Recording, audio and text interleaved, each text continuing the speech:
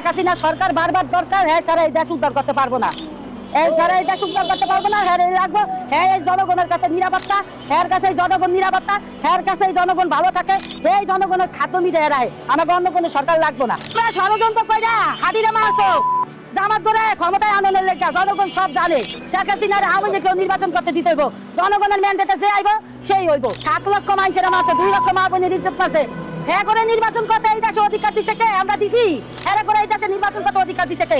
ওই যে পাকিস্তান সহযোগিতা করবো, পাকিস্তানের থেকে ষড়যন্ত্র করে ইনুসকে পাঠাইছে। এই দেশ 1971 সাল মুইসা দেওয়ার লেখা। তোর দেশে তো 4 কোটি মানুষ ভিক্ষা করে, তোরা পাকিস্তান কাজ ভিক্ষা করতে কাম করতে, তোরা আবার আমাদের কাছে কি সহযোগিতা করবি? নতুন বাংলাদেশে ভালো নাই। এই যে পাকিস্তানের থেকে ষড়যন্ত্র করে ইনুসকে পাঠাইছে। এই দেশ 1971 সাল মুইসা দেওয়ার লেখা, মুইসা দেওয়ার লেখা।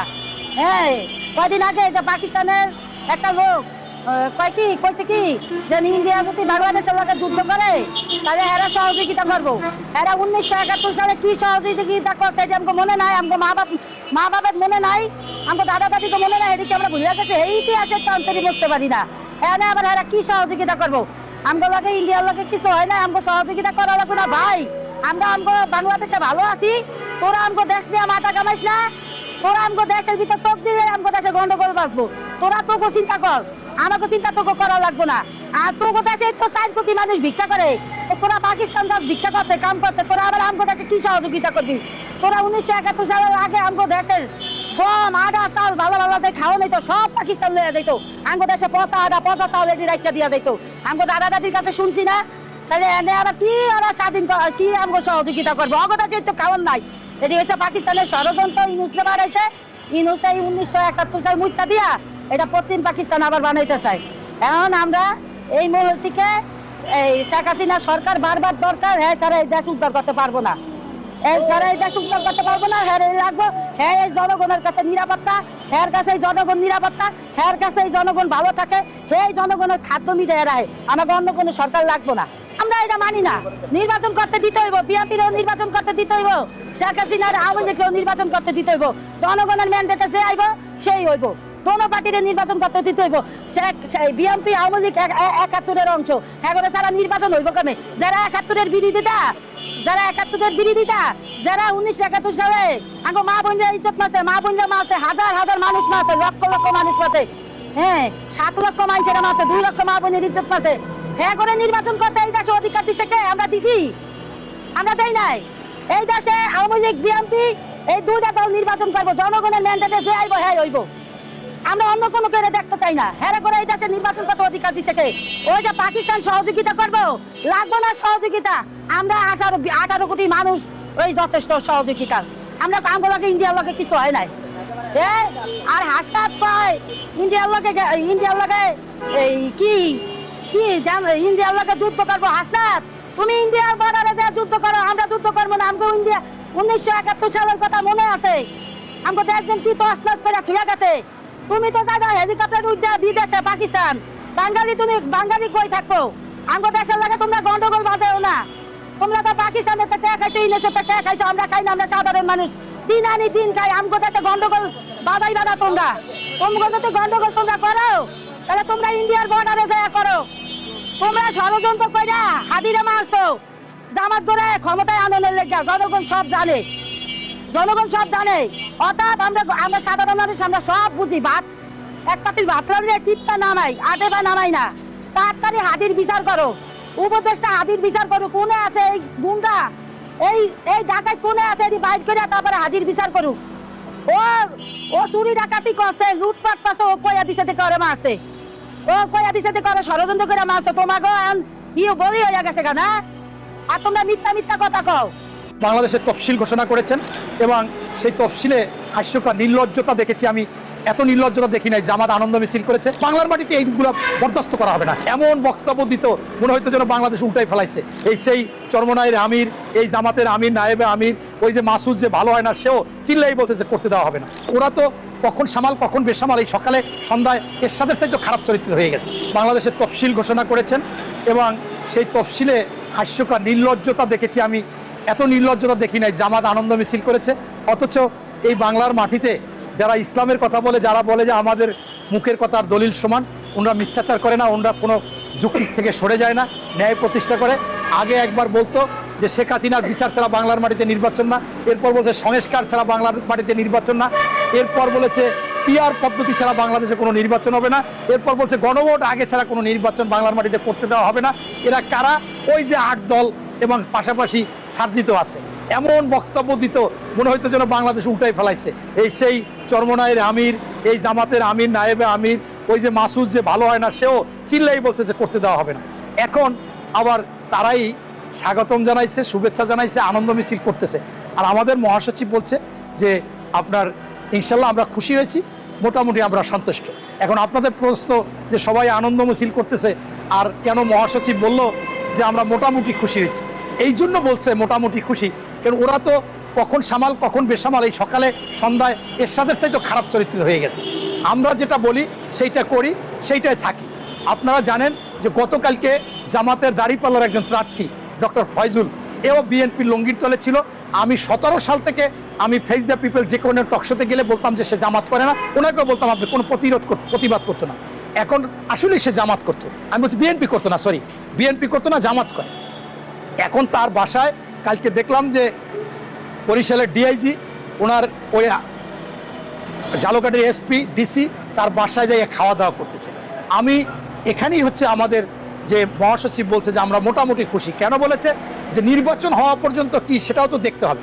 আজকে তফসিল ঘোষণা করলো, আর সেই দিন আপনার সেই জামাতের প্রার্থী দাঁড়িপাল্লা ডক্টর ফয়জুল হকের বাড়িতে যাইয়া ডিআইজি এসপি ডিসি খাবে, এটা কি? এটা কোনো, এবং তাকে ঘোষণা তো জামাত আগেই দিয়েছে, অতএব সেই প্রার্থীর বাসায় তো যেতে পারে না। এখানে আমি মনে করি যে এই মোটামুটি খুশি এইটাই যে এই জামাতের শাহজাহান চৌধুরী স্পষ্টভাবে বলেছিল যে বাংলাদেশের প্রশাসন আমাদের কথায় উঠবে বসবে, আমরা যাকে গ্রেপ্তার করতে বলবো ওসি আমাদের প্রোটোকল দেবে, টিওনো দিবে, এবং পাশাপাশি প্রাইমারি শিক্ষক এবং হাই স্কুলের শিক্ষক যারা প্রিজাইডিং অফিসার, সহকারী প্রিজাইডিং অফিসার থাকবে, তারা দাঁড়িপাল্লা মুখস্থ করতে হবে, তাদের বলতে হবে, তাইলেই তারা নির্বাচন করবে। এইটা আজকে তো বাস্তবায়ন হয়ে যাচ্ছে।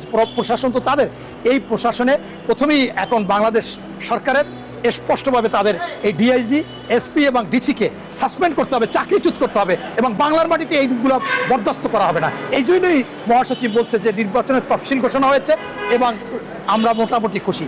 পাশাপাশি বাংলাদেশের মাটিতে নির্বাচন হবে এবং ফেব্রুয়ারিতেই হবে, এবং আমরা বিশ্বাস ছিল এই জন্য নির্বাচন আমরা আগেও বলেছি ফেব্রুয়ারিতে হবে, এখনো হবে। তবে এই সমস্ত দলীয়করণ মানে কোনো দলকে গুরুত্ব দেওয়া, এবং এই যে আজকে সেইখানে একটা এমপির বাড়িতে যাবে, এইটাকে কোনোভাবে বরদাস্ত করা যাবে না। প্রশাসন নিরপেক্ষ থাকতে হবে এবং সকলের জন্য সমান মাঠ তৈরি করতে হবে। অথচ জামাত চরমনাই তারা কিন্তু তাদের প্রশাসনের লোক বসাইয়া বলে যে এখনো লেভেল ফিল্ড নাই, এগুলো বলে ফাঁকা আওয়াজ দিয়ে মিথ্যাচার করে, যেমন হিন্দুদেরও জান্নাতে নেয়, মুসলমানদেরও জান্নাতে নেয়। হিন্দুদের বলে তোমাদের নিয়মে রাষ্ট্র পরিচালিত হবে, আবার মুসলমানদের বলে যে ইসলামের আইন হবে, কোরআনের আইন হবে।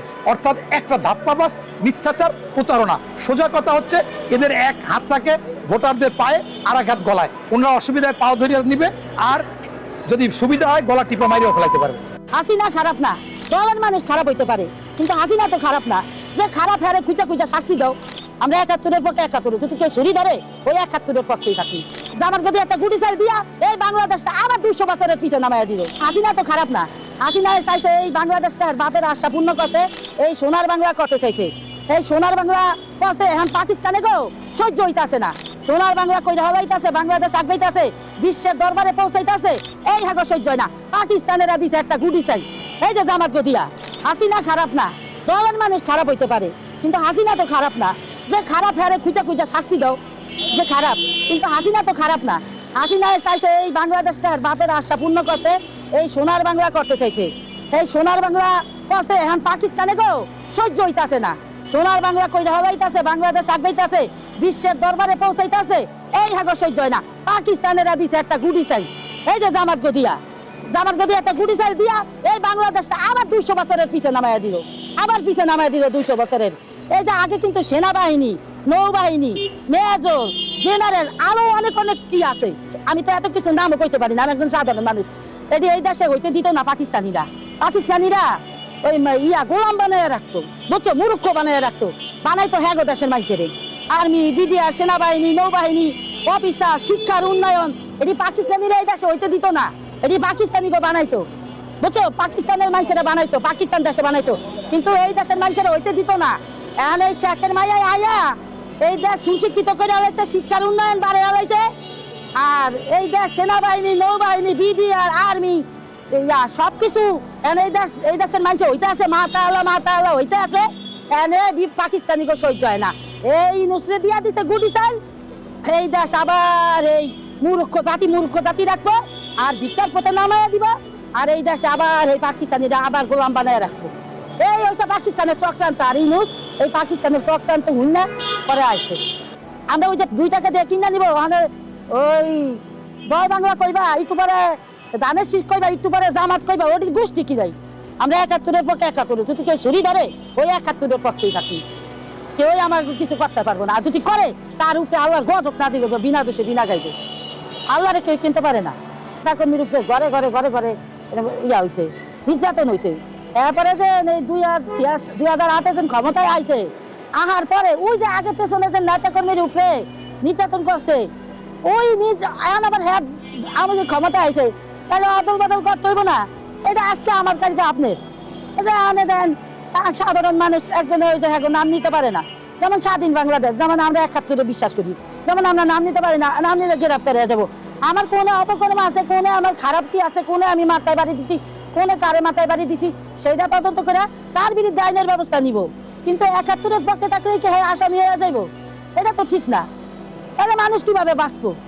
শহীদ জিয়াউর রহমান তো 71-এর পক্ষে, হ্যাঁ, তাই বলে কি হ্যাঁ দলের মানুষকে আসামি নাকি কন? তাই তো হ্যাঁ দলের মানুষ আসামি হয়েছে কে? এই প্রতিহিংসা রাজনীতি বাদ দিয়া যেটা সঠিক সেই রাজনীতি করে কাল্লা, যেই দলের হোক সেই রাজনীতি করে। আজকে আপনারা মারবো, আমি ক্ষমতাতে যাবো, কালকে আমারে মারবেন, এটা তো কোনো রাজনীতি না, এটা হচ্ছে প্রতিহিংসা রাজনীতি। এই রাজনীতি বন্ধ করেন। হাসিনা আগে খারাপ ছিল না, 96-তে সেই সময় খারাপ ছিল না, ওই সময় তো আমরা দেখছি। এত তো ছোট নাই, যখনটা এই যে 2001-এ আয়া হ্যাঁ নেতা কর্মী, হ্যাঁ নেতা বেতা, যেই নেতা খারাপ কাজ করে ওরে শাস্তি দেয়, ওরে চরম শাস্তি দেয়, ওরে দুনিয়ার আর দরকার নাই। 21 আগস্টে কে ইন্ডিয়ান হামলা করছে, হ্যাঁ করে শাস্তি দিছে। এনেকে আনে যায় আর সাধারণ মানুষ একজন রিক্সাওয়ালা আবাদিকে নাম করে আরে কি ধরে নিয়ে যাবো? এটা কি কোনো বাংলাদেশ? এটা কি স্বাধীন দেশ? আমি আওয়ামী লীগের নাম নিতে পারি, এইবারে বিএনপির নাম নিতে পারে, ওইবারে এরশাদের নাম নিতে পারে, এইটাই নিয়ম।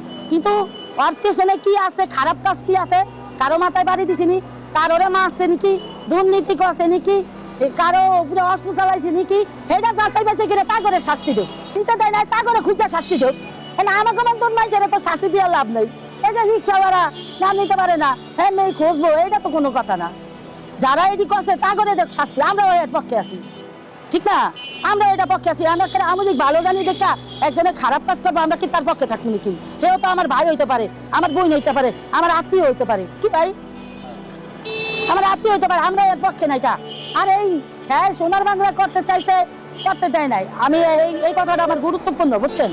এটাই আমার মেন কারণ। কে অবরোধ করছে, কে কি করছে, এইভাবেই দিন যায়। এখন আমার যারা মারে আবার হেরা 20 বছর পরে ক্ষমতায় আবার হেরা করে মারবো, আমরা কারো এর পক্ষে নাই। আমরা সাধারণ মানুষ কাম করি, ভাত খাই, আম করে কেউ টাকা দিয়ে কিনতে পারবো না। যদি কয় 500 কোটি টাকা তুমি তুমি অন্য জায়গায় করো, আমি শুনবো না।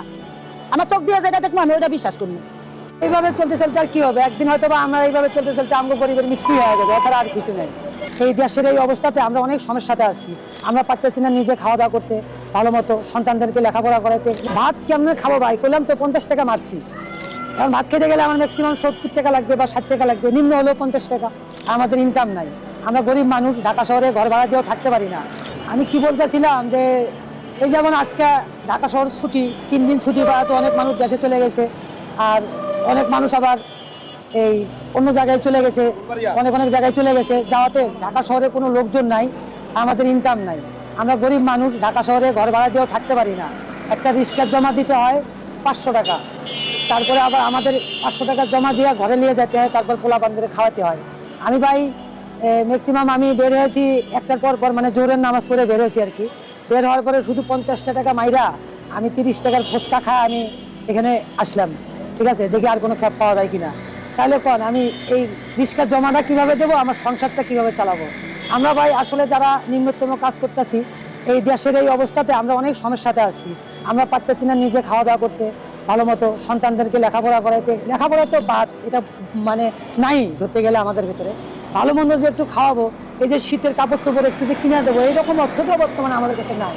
তাহলে আমরা কিভাবে চলবো এই ঢাকা শহরের নিম্ন পর্যায়ের লোকগুলো? তাই আমরা বলতেছি দেশে ভোট করুক, যাই করুক, যেটাই করুক, যাতে তাড়াতাড়ি যে কোনো একটা সমাধান তৈরি করে, যাতে আমরা এই দেশে ভালো করে কর্ম করে খাইতে পারি। আমাদের গরিব মানুষের এটাই দাবি, তাছাড়া আর কোনো দাবি নেই। আমরা তো আর ওই ওই বড় বড় জায়গায় চাকরি করি না যে আমাদের বেশি অর্থের প্রয়োজন, আমরা বিদেশ যাবো, অন্য অন্য জায়গায় যাবো, আমাদের দরকার নাই।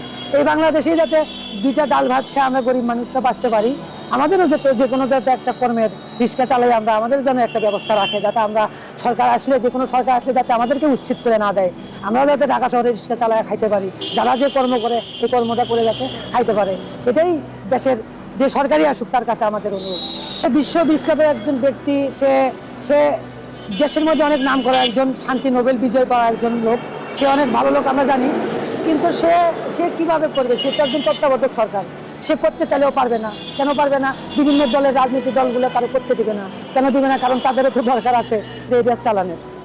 তো এই কারণে হয়তো বা দিবে না, সেই কারণে থাকবে না। সে তো ভালো মানুষ, সে ভালো মানুষ, রাজনীতিতে আসা এইভাবে মনে করে যে মানুষের লাঞ্ছিত হবে কেন?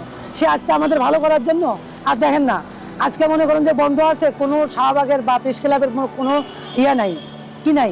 এই যে যারা প্রতিদিন ইয়া করে, দাবি করে, আজকে নাই, আজকে বন্ধ, আজকে আসবে না। আসবে কবে জানেন? যেদিন মনে করেন যে অফিস আদালত খোলা থাকবে, ওই দিন এসে কবে আমাদের দাবি চাই, দাবি চাই, কই আর সাধারণ রাস্তাঘাট জাম করে আমাদের গরিব মানুষের কষ্ট করবে। তাই আমরা চাই না, এই সব কিছু চাই না, আমরা চাই শান্তি। এই দেশের সকল মানুষের শান্তি চাই। ভাত কেমন খাবো ভাই? করলাম তো 50 টাকা মারছি, এখন ভাত খেতে গেলে আমার ম্যাক্সিমাম 70 টাকা লাগবে বা 60 টাকা লাগবে, নিম্ন হলেও 50 টাকা। এই টাকাটা কামাবো, তারপরে খাবো। এই জন্য খিদে লাগছে, চিন্তা করলাম যে 30 টাকার ফুচকা খায়, অন্তত দেখি আল্লাহ কিছু মিলাই দেয় আর কি। রিজিকের মালিক তো আল্লাহ, আল্লাহ অবশ্যই দিবে। এখন কিভাবে পারবে? এখন কষ্ট করে ঋণে পড়ে থাকতে হবে। হয়তো বা আজকে যদি জমা দিতে না পারি, হয়তো বা এই জমাটা মালিকে রেখে রাখবে, হয়তো আরেকদিন একদিন দিতেই হবো, আজকে না দিলে কালকে বা পরশু, ঠিক আছে? কিন্তু তারা কখনো ছাড়ে না, এই টাকাটা দিতেই হয়। খাতায় লেখে রাখে বা 100 করে বা 50 করে, এইভাবে তাদেরকে দিয়ে শোধ করতে হয়। গ্রামে যা কি করবো ভাই? আমি ছোটবেলার থেকেই প্রায় ঢাকায় থাকি, আমার 12-13 বছর বয়স থেকে। আমি গ্রামে কি করবো? গ্রামে গেলে কোনো কাজ সহজে করতে পারি না। তো ঢাকায় আগে একটু ব্যবসা বাণিজ্য করছিলাম, ওগুলো আর পারতেছি না। দেখুন এই কারণে না পরে টুকটাক চলতেছি। এইভাবে চলতে চলতে আর কি হবে? একদিন হয়তো বা আমরা এইভাবে চলতে চলতে আমগো গরিবের মৃত্যুই হয়ে যাবে, এছাড়া আর কিছু নেই। আমাদের এটা ছাড়া আর কোনো ইস্যু নেই। এই কারণেই তো আমরা মনে করেন যে এই অবস্থা, যে দেখেন মানুষ যে জায়গায় খাইতে পারে না, এই জায়গায় কোটি কোটি টাকা অন্য অন্য খাতে মানে খরচ করতেছে, কিন্তু তারা দেখে না যে অসহায়গুলোকে আমরা 2000-5000 করে দিয়ে এই মুহূর্তের ভিতরে চালাই রাখি, কিন্তু তা করবে না।